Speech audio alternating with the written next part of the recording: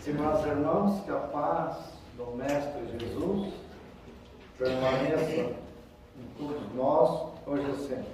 É motivo de alegria estar aqui e tenho que agradecer a nossa irmãzinha Dirce.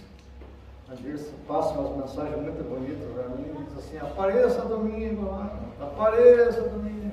Ela me venceu pelo cansaço. Agradeço a ela, as palavras bonitas, as mensagens que ela manda. Ela foi, pareça domingo. Então, se a Dirce falou, eu tenho que seguir. O assunto nosso é a perfeição moral. Ele está contido principalmente no Livro dos Espíritos, logo após ali as leis morais, o assunto perfeição moral. E no Evangelho segundo o Espiritismo, o capítulo 17, sede perfeito. É um assunto que nós escolhemos para abordarmos a mensagem da doutrina à luz do Evangelho de Jesus no dia de hoje. No Evangelho segundo o Espiritismo, no item 4, no capítulo 4, do item 23, Allan Kardec aborda ali as 4 alternativas para a humanidade. Diz Kardec que essas 4 alternativas se apresentam ao homem para o seu futuro além-túmulo. Então Kardec passa a enumerar essas 4 alternativas. Primeiro ele fala no nada. Então diz que de acordo com a doutrina materialista, morreu, acabou, não existe mais nada. A vida se resume apenas no presente, na parte material. Esse é o nada da doutrina materialista. A outra alternativa, ele fala na absorção no todo universal. Então, isso é a doutrina panteísta. Então, em resumo, essa doutrina nós seríamos assim, como se fosse uma gota e cairíamos no oceano. Então, no caso, de acordo com a doutrina panteísta, Deus seria causa, seria efeito e não causa, porque ele seria o resultado do conjunto. Então, essa é a doutrina panteísta, a absorção do todo universal. Então, nós vemos que na primeira, ou nada, a pessoa perde a individualidade, é o materialista. Então, por que trabalhar, estudar, ter uma moral e acabar no nada? A panteísta, a mesma coisa, perde-se a individualidade. Então, a pessoa não tem esperança nenhuma. Não tem esperança nenhuma. Então, sai da vida e vai para um todo. Também não há individualidade. A terceira alternativa é a individualidade com a fixação definitiva da sorte, segundo a Igreja. Então, fixação definitiva da sorte. A doutrina da Igreja mostra que se a pessoa ela errou, ou ela vai para o inferno, vai para o paraíso, então, conforme o comportamento dela. O inferno ou o paraíso. Então a sorte é definitiva, não muda mais. Então aqui nós vemos que ela rompe os laços de família. Então, qual uma mãe que ficaria feliz no paraíso, sabendo que seu filho está condenado eternamente ao inferno? Então essa é a terceira alternativa. Então, as individualidades, os familiares vão se encontrar se forem para o mesmo lugar. Então, se forem para o inferno, se encontrarão lá. Se forem para o paraíso, se encontrarão lá. Então, a fixação definitiva da sorte. Daí, a quarta, então, vem a doutrina espírita. Então, a quarta alternativa para a vida além do túmulo.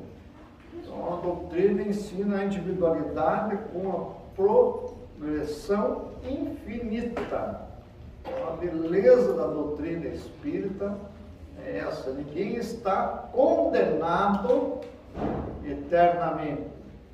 A pessoa que errou, ela vai pagar por seus erros, mas ela vai se habilitar perante a justiça divina. Então vejam, então, a doutrina espírita nos mostra que estamos evoluindo, então, nos dá a pluralidade das existências. Então, os laços de família se fortalecem. Então, nós vemos no Evangelho, o capítulo lá do Honrai Pai e Mãe, falando das famílias por laços sanguíneos e famílias espirituais. Então, a doutrina nos mostra que os nossos entes queridos, que já partiram, continuam vivos, né? E efetuando a sua progressão na vida espiritual. O espírito André Luiz, no livro Nosso Lar, que foi publicado em 1943, ele conclama com veemência, dizendo assim: ó amigos da terra, quantos de vós podereis evitar o caminho de amargura com o preparo dos campos interiores do coração? Acendei vossas luzes antes de atravessardes a grande sombra. Buscai a verdade antes que a verdade vos surpreenda. Suai agora para não chorardes depois. Então esse é o último parágrafo do primeiro capítulo do livro Nosso Lar, de André Luiz. Então veja: suai agora para não chorardes depois. Então ele está nos alertando. Se não procurarmos seguir os ensinos de Jesus, estaremos sujeitos a sofrer muito no mundo espiritual. Então, suai agora para não chorar depois. Qual a função da doutrina espírita? Por que surgiu o Espiritismo? Então, Allan Kardec, uma pergunta que ele faz no Livro dos Espíritos, a 627, os benfeitores responderam: estamos incumbidos de preparar o reino do bem que Jesus anunciou. Então, os espíritos superiores disseram a Allan Kardec a missão deles, né, que é a doutrina dos espíritos. Kardec não é o criador, ele é o codificador, né? Compilou para os livros o ensino dos espíritos, né? A doutrina dos espíritos. Então eles responderam ao codificador dizendo: estamos incumbidos de preparar o reino do bem que Jesus anunciou. Então Jesus, né, é o nosso modelo e guia, conforme está na questão 625.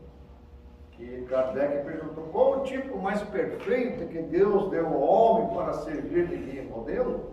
A resposta é Jesus. Então, guia e modelo. Então, guia é aquele que mostra o caminho, modelo é aquele que serve, né, para ser copiado, imitado. Então, guia e modelo. Uma pergunta interessante do Livro dos Espíritos é a 628. O nosso mestre Kardec inquire aos mentores por que a verdade não foi sempre posta ao alcance de toda a gente. É interessante a colocação do mestre Kardec. Por que a verdade não foi sempre posta? E os espíritos responderam: importa que cada coisa venha a seu tempo. A verdade é como a luz. O homem precisa habituar-se a ela pouco a pouco. Do contrário, fica deslumbrado. Então, se nós estivermos na escuridão, alguém acender um farol, uma luz muito forte, nos cega, nos ofusca. Então, isso que eles responderam. Então, a verdade vem em doses do meu Pai. Então, nós vemos nossos profetas, Moisés, Jesus, né? Outros mensageiros dos céus, em outros povos, né? Mas todos trazendo aos poucos o ensino, né, divino. Então, daí o porquê, né? Tudo vem a seu tempo. Então, a doutrina espírita surgiu em 18 de abril de 1857, com o lançamento do Livro dos Espíritos, porque era o momento que a humanidade já estava preparada, né, para receber esses ensinos. Então, é interessante se nós lermos os Evangelhos, a Epístola dos Apóstolos, né, nas cartas de Paulo, nós vemos uma passagem que ele diz: leite vos dou. Por que ele diz isso, leite vos dou? Porque não estava em condições de receber um alimento mais pesado. Então, ele usou comparando como se fosse o alimento da criança. Então, a criança, o alimento é o leite, ela não pode a comida mais pesada. Então, mais tarde, ela irá conseguir. Assim somos nós, né? Tudo vem a seu tempo. Nós estamos evoluindo pouco a pouco. Uns mais depressa, outros menos, mas o objetivo nosso é chegar à condição de espírito puro. Na questão 115 do Livro dos Espíritos, vamos encontrar a seguinte inquirição: dos espíritos, uns terão sido criados bons e outros maus? Então vejam bem, para vermos a justiça divina. Pergunta Allan Kardec. Dos espíritos, uns terão sido criados bons e outros maus? E a resposta foi: Deus criou todos os espíritos simples e ignorantes, isto é, sem saber. Então, nós somos criados lá no Marco Zero, né? Simples e ignorantes, sem conhecimento, como se fosse uma página em branco. A partir daí, nós iremos escrever o nosso livro, de acordo com o nosso livre-arbítrio, né? A liberdade de agir, de fazer, né? Nós vamos evoluindo. Então, Deus sempre está criando espíritos. Então, nós temos entre nós espíritos mais antigos, espíritos mais novos. Daí a diferença entre as pessoas. Uns aprenderam mais, outros estão à beira do caminho, outros estão no começo.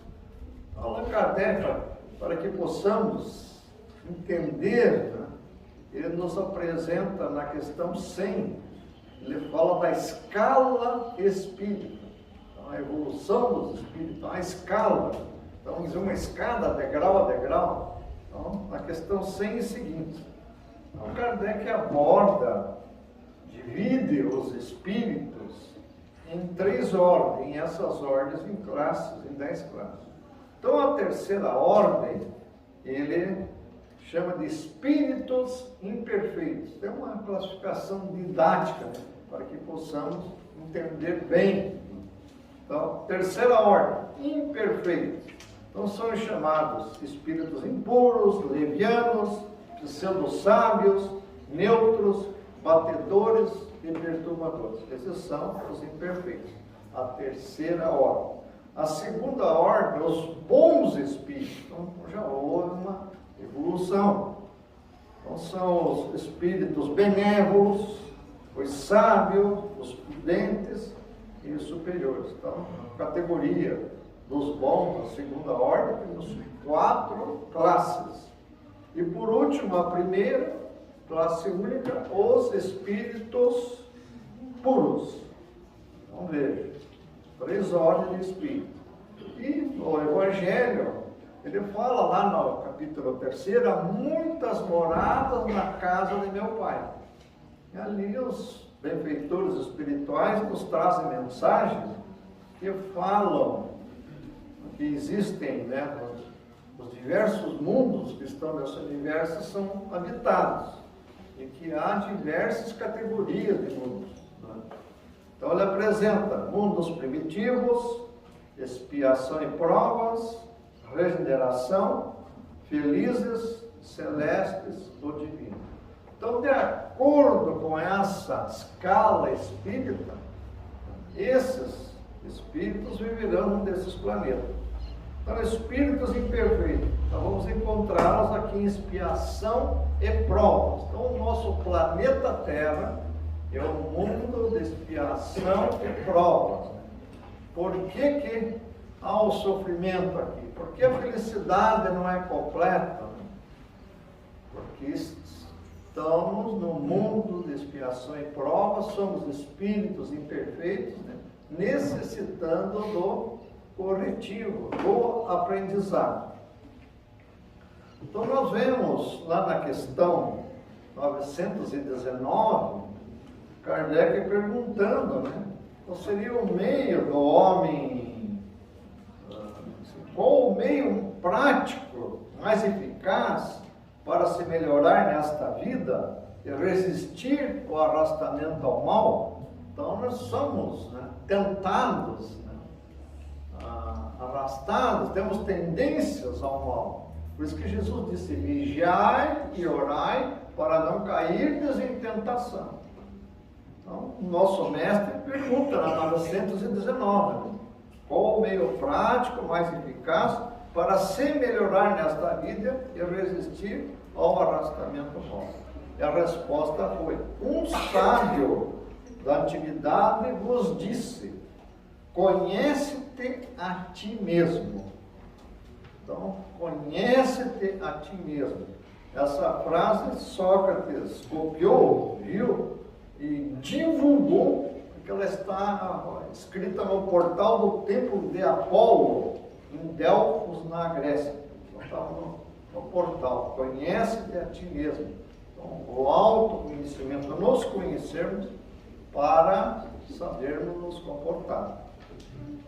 Nessa mesma sequência de perguntas, nós temos a 919A, que o Espírito Santo Agostinho, né, nos diz, né, responde, falando que devemos fazer como ele fazia quando encarnado, que no final do dia ele passava em revista o que ele fez.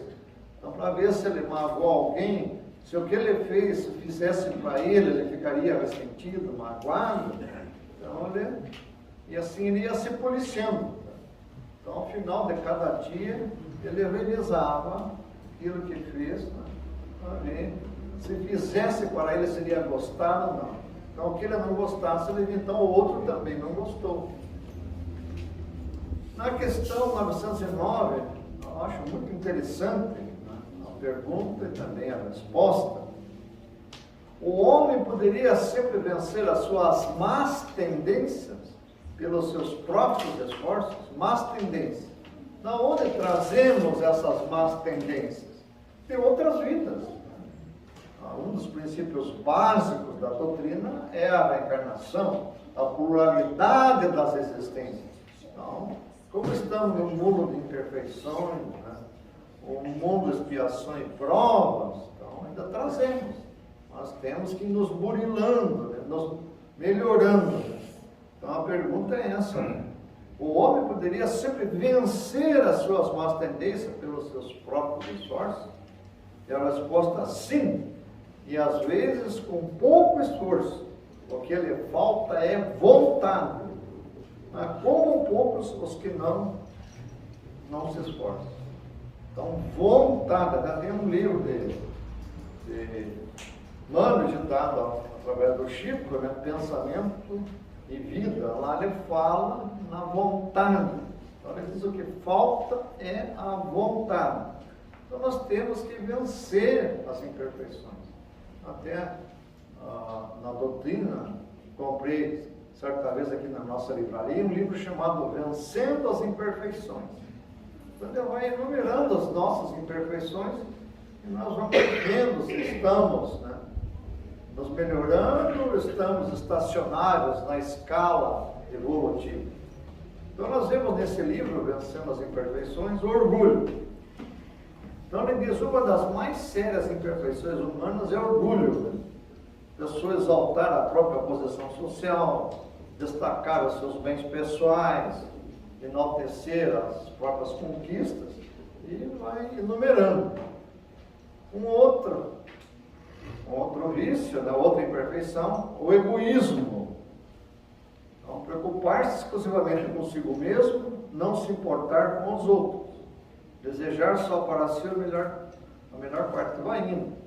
E lá no Evangelho segundo o Espiritismo encontramos uma mensagem que é extensa, chamada orgulho e egoísmo. Egoísmo, chaga da humanidade, que atrapalha o progresso. Então insiste nessa questão de orgulho e egoísmo. Nós vamos encontrar na Revista Espírita que Allan Kardec, além de conferir as obras básicas, que é o Livro dos Espíritos, o Livro dos Médiuns, o Evangelho segundo o Espiritismo, o Céu e o Inferno e a Gênese, ele fazia também a Revista Espírita. Então, todo mês, ele publicava a Revista Espírita. Nós vamos encontrar na Revista Espírita, de fevereiro de 1864, uma matéria intitulada Primeiras Lições de Moral na Infância. Então, nós vamos ver ele mostrando orgulho e egoísmo. Então, abrindo um parênteses aqui, lembramos que existe agora a Kardecpédia, foi elaborado por um companheiro aqui de Curitiba, expositor, escritor, Cosme Mas. Então, a pessoa puxa lá qualquer palavra, qualquer frase na Kardecpédia e vem as obras que trazem aquele assunto. Então, não esqueça que ainda não acessou, vale a pena. Kardecpédia. Então, na Revista Espírita, fevereiro de 1864, encontramos esse artigo de Allan Kardec, Primeiras Lições de Moral na Infância.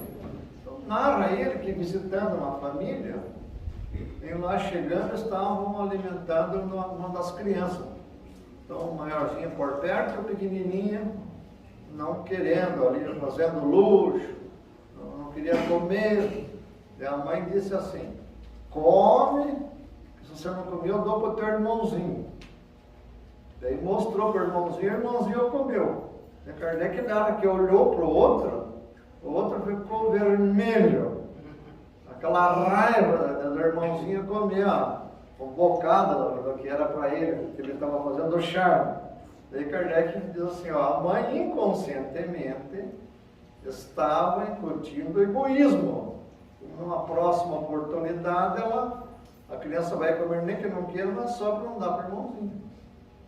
Então, daí ele mostra. Daí ele narra outra também, outra família que ele visitou, a mãe lá, que a criança não queria comer. Se você não comer, vai lá comer para os empregados. Daí Kardec diz, orgulho. Na próxima ela vai comer só para não ir comer para os empregados. Então seria uma punição e alimentar-se junto aos empregados da casa. Então, os pais inconscientemente incutindo na criança orgulho. Então, daí ele conclui o artigo falando: deveria existir uma escola para pais. Inconscientemente os pais vão incutindo esses vícios, né? O espírito já traz de encarnações passadas, ainda fica recebendo esses estímulos, né? Então, muito interessante essa matéria. Quem não tiver a Revista Espírita, acesse o Kardecpédia. Maledicência também consta do livro Vencendo as Imperfeições. Então diz lá, em muitas pessoas esse mau hábito produz sensação prazerosa, uma espécie de satisfação ao ver o lado negativo das pessoas. Então são os famosos fofoqueiros, mentirosos, né? Então, aqui no livro ele estuda a maledicência. Um exemplo de maledicência nós vamos encontrar num livro chamado Aulas da Vida, ditada pelo espírito Irmão X, que é o Humberto de Campos. Então, por que ele assina Irmão X? Porque os primeiros livros ele assinou com Humberto de Campos. E a família dele entrou na justiça contra o Chico Xavier, querendo os direitos autorais. Então, deu um processo. A Federação Espírita Brasileira nomeou um advogado e venceram. O Chico foi absolvido. Está num livro chamado A Psicografia ante os Tribunais. Então ele passou, para evitar problemas, o nome do irmão X. Então o irmão X é Humberto de Campos. Então o nome do livro é Aulas da Vida. Ele dita uma mensagem interessante. Eu já vi em sala de espera, de consultório odontológico, médico, como escritor. Autor espírito, autor desconhecido. Né? Ninguém fala espírito, Humberto de Campos, irmão X, Chico Xavier. Colocam lá que é mais prática, não se compromete, como se diz na sala de espera. É autor desconhecido. Então a história que está no livro Aulas da Vida chama-se Os Três Crivos. Então diz assim: certa feita um homem espaporido achegou-se a Sócrates e sussurrou-lhe aos ouvidos: escuta, na condição de teu amigo tem alguma coisa muito grave para dizer-te em particular. E falou Sócrates: espera, espera, já passaste o que vai me dizer pelos três crivos? Daí o outro diz: três crivos? Sim, meu caro amigo, três crivos. Observemos se tua confidência passou por eles. O primeiro é o crivo da verdade. Guardas absoluta certeza quanto àquilo que pretendes comunicar?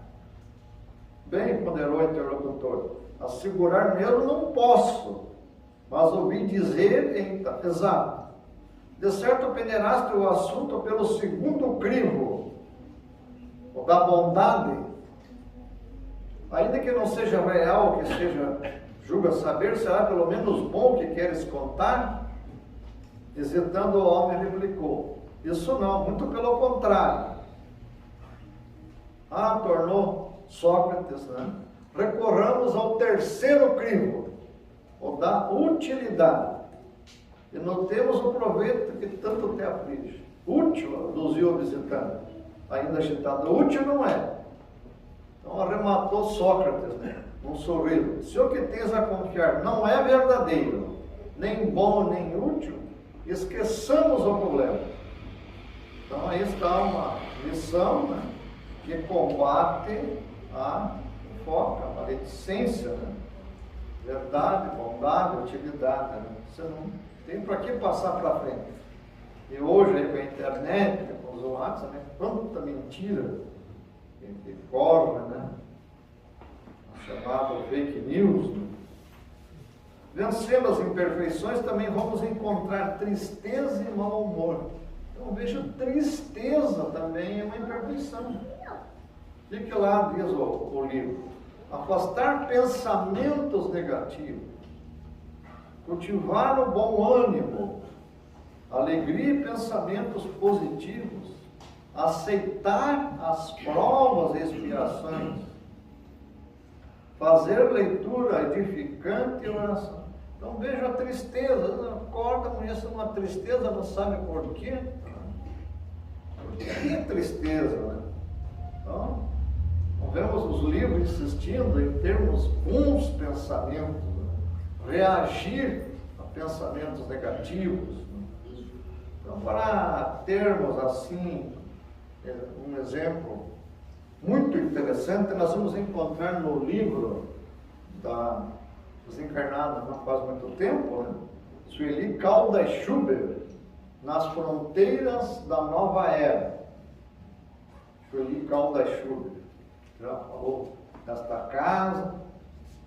Então ela faz uma leitura explicando livros de Manuel Filomeno de Miranda. Então num trecho ela diz a ação dos espíritos imperfeitos, perturbadores, né?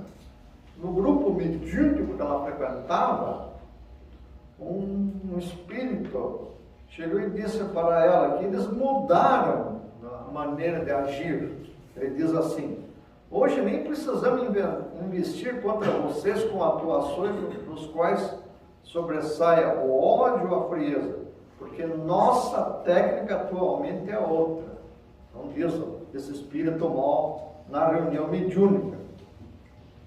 A nossa técnica agora é outra. Usamos a técnica dos 3 Ds. Já ouviram falar nisso? Daí ele diz, os 3 Ds são desânimo, decepção e desalento. é só incutir um desses desnamentos da criatura para ela desanimar de prosseguir, ou porque teve decepção com algum espírita ou com a doutrina e por consequência vinha o desalento. Então, desânimo, decepção. Então, os espíritas não são criatura perfeita, nós estamos num mundo de provas e expiações. Somos categoria de mundos imperfeitos. Estamos nos esforçando, né, para progredir. Nós poderíamos cometer muitos erros, deixar pessoas às vezes magoadas, mas não é por isso que vamos abandonar a doutrina. A doutrina, ela é perfeita. Para os espíritos ainda estão aprendendo a doutrina. Em uma revista espírita eu encontrei uma história, né? Eu achei interessante. E eu, por exemplo, assisto a palestra do Divaldo há mais de 60 anos. Só lembro das histórias que ele conta, os outros assuntos esqueci. Agora as histórias eu esqueci. Quando ele começa uma palestra, conta uma história, essa assisti em 1964. Não, essa eu assisti em 1970. E assim vai. Então isso eu acho interessante. As histórias, então, essa eu encontrei na revista, uma revista espírita. O nome é A Ferramenta das Trevas. Então diz lá nesse artigo que foi anunciado que um terrível obsessor deixaria seus trabalhos e ofereceria suas ferramentas para qualquer um que desejasse pagar o preço. No dia da venda, elas foram expostas de uma maneira atraente. Então, as ferramentas do obsessor, né, foram expostas, estava lá, a ferramenta chamada malícia, ódio, maus desejos, inveja, ciúme, fraude, e por aí vai. Todos os instrumentos do mal estavam lá, cada um marcado com o seu preço. Separada do resto, encontrava-se uma ferramenta de aparência inofensiva, que apesar de estar usada, tinha um preço superior a de todas as outras. E alguém perguntou, professor, o que era aquela ferramenta? E por que era tão cara? Daí ele respondeu, é o desânimo. Nossa, mas por que está tão cara? Porque respondeu o terrível obsessor, ela é mais útil do que todas as outras ferramentas. Com ela eu sei entrar em qualquer homem e uma vez no interior dele. Eu posso manobrá-lo da maneira que melhor me convém. Essa ferramenta está usada porque eu a utilizo com quase todo mundo. E pouquíssimos sabem que ela me pertence. Então o preço do exame era tão alto que a ferramenta nunca foi vendida e o obsessor, o ser do mal, ainda continua usando. Então veja o cuidado que nós temos que ter nesse momento. Pandemia, inflação alta, guerra, doenças. Não deixarmos nos atingirmos pelo desânimo. Mais uma vez, assertivo de Jesus. Vigiai e orai para não cairdes em tentação. Vigiai e orai. Então, o desânimo é triste, né? Como eu falei da Dirce, né? Ela gosta de mandar as mensagens, uma missionária. Às vezes ela manda uma mensagem, o desânimo está me pegando, chega a mensagem da Dirce. Eu falei, Dirce, está lendo o pensamento agora? Captou meu estado de espírito?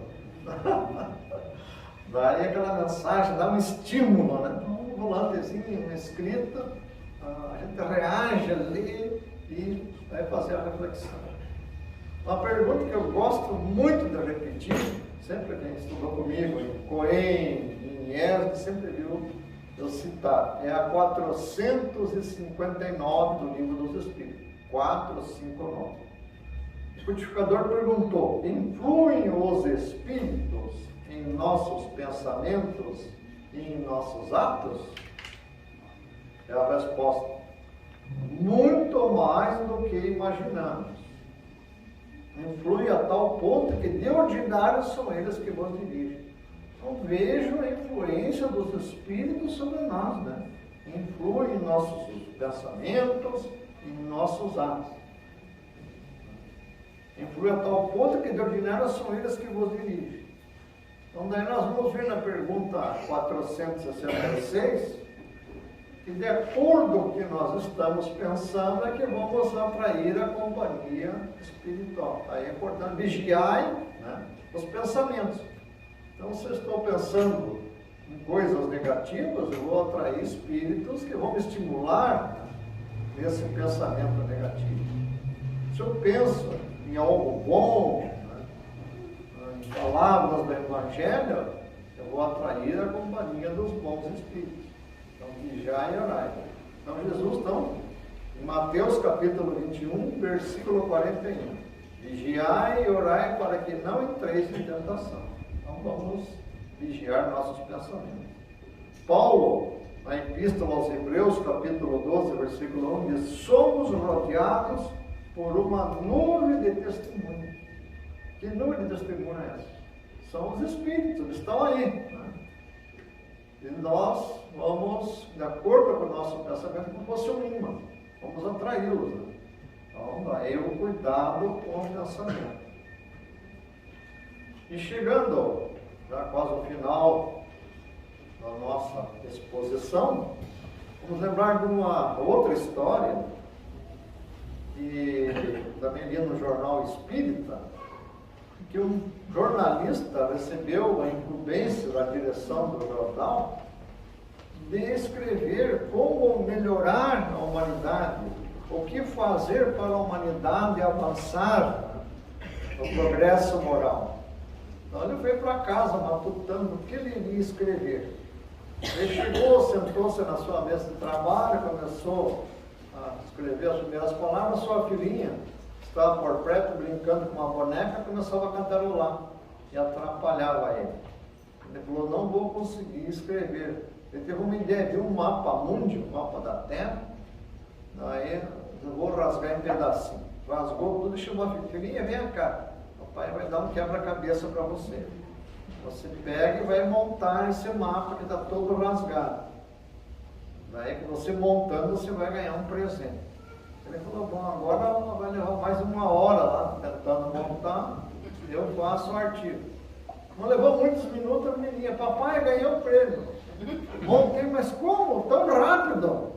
Ela: foi simples, pai, é que atrás do mapa tinha a figura de um homem. Eu consertei o módulo, consertei o homem, vai perder o mundo. Então, é o trabalho, né, individual, né, a importância da evangelização infantil, evangelização juvenil, né? Indivíduo a indivíduo. Então, de lá, consertei o homem, reformei o mundo.